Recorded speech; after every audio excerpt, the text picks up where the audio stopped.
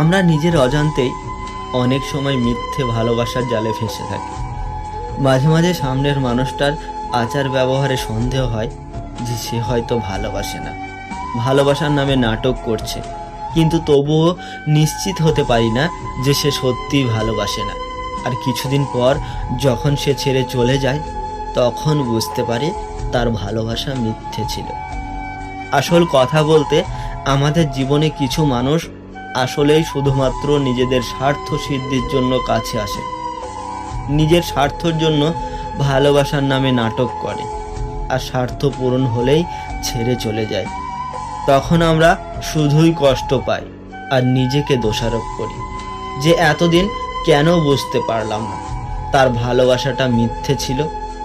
ভালোবাসায় ধোঁকা খেয়ে কষ্ট পেতে না চাইলে আমাদের সবারই উচিত কোনটা মিথ্যা ভালোবাসা আর কোনটা সত্যি ভালোবাসা তা চিনতে শেখা। কে সত্যি ভালোবাসে আর কে ভালোবাসার আড়ালে নাটক করছে তা বুঝতে শেখা। আজ আমি মিথ্যে ভালোবাসা চেনার 5টি উপায় বলবো। সো বন্ধুরা, ভিডিওটি স্কিপ না করে মনোযোগ সহকারে প্রথম থেকে শেষ পর্যন্ত ভিডিওটি শুনুন। নাম্বার 1, অসম্মান করা। তোমার পার্টনার যদি তোমাকে তার বা তোমার বন্ধু বান্ধব আত্মীয় স্বজনের সামনে অসম্মান করে অথবা কথায় কথায় তোমাকে নিচু দেখানোর চেষ্টা করে, তাহলে বুঝে নিও সে তোমাকে ভালোবাসে না। কারণ যে তোমাকে সত্যিকারের ভালোবাসবে সে কখনো তোমাকে অসম্মান করবে না, অন্যের সামনে ছোট করবে না। তার জীবনে তোমার মর্যাদা থাকবে অনেক ঊর্ধ্বে। নাম্বার 2, গুরুত্ব না দেওয়া। তোমার পার্টনার যদি তোমাকে গুরুত্ব না দেয়, তোমার যদি মনে হয় সে তোমার কথাগুলো মন দিয়ে শোনে না, তোমার সাথে কথা বললে বা পাশে থাকলে কেমন যেন অন্যমনস্ক ভাব দেখায়, তাহলে ভাববে সে তোমাকে ভালোবাসে না। হয়তো টাইম পাস করছে তোমার সাথে, আর নয়তো বিশেষ কোনো স্বার্থে তোমার সাথে আছে। কেননা যে সত্যি ভালোবাসে সে অবশ্যই ভালোবাসার মানুষটাকে গুরুত্ব দেয়, ভালোবাসার মানুষটার কথাগুলো গুরুত্ব সহকারে শোনে। নাম্বার 3, কথা দিয়ে কথা না রাখা। তোমার পার্টনার তোমাকে কথা দিয়ে কথা রাখতে পারেনি, অথচ তার মধ্যে কোনো রকম অনুশোচনাবোধ কাজ করছে না। তুমি কষ্ট পেয়েছো বুঝেও যদি তোমার কষ্ট পাওয়াতে খারাপ না লাগে, বা তোমার কাছে যদি সে ভুলের জন্য ক্ষমা চেয়ে তোমাকে বোঝানোর চেষ্টা না করে, তাহলে তোমার প্রতি ভালোবাসা তার নেই। যে তোমাকে মন থেকে ভালোবাসবে, তার কোনো ভুলের জন্য তার খারাপ লাগলে তার মধ্যে অনুশোচনা বোধ কাজ করবে। সে তার বিশেষ কোনো অসুবিধার কারণে যদি কথা রাখতে নাও পারে, তাহলেও তোমাকে তার অসুবিধার কথা বোঝানোর চেষ্টা করবে, তোমার কাছে তার ভুলের জন্য ক্ষমা চেয়ে নেবে।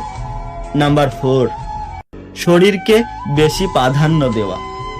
তোমার ভালোবাসার মানুষটা তোমার মন নাকি শরীর, কোনটা বেশি প্রাধান্য দেয় সেটা খেয়াল করবে। যদি তোমার শরীরকে বেশি প্রাধান্য দিয়ে থাকে, তবে সে তোমাকে বিন্দুমাত্র ভালোবাসে না। মনে রাখবে, ভালোবাসা মন দেয়া হয়, শরীর দিয়ে নয়।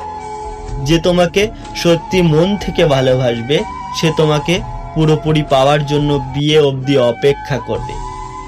যে ভালোবাসতে জানে সে অপেক্ষা করতেও জানে।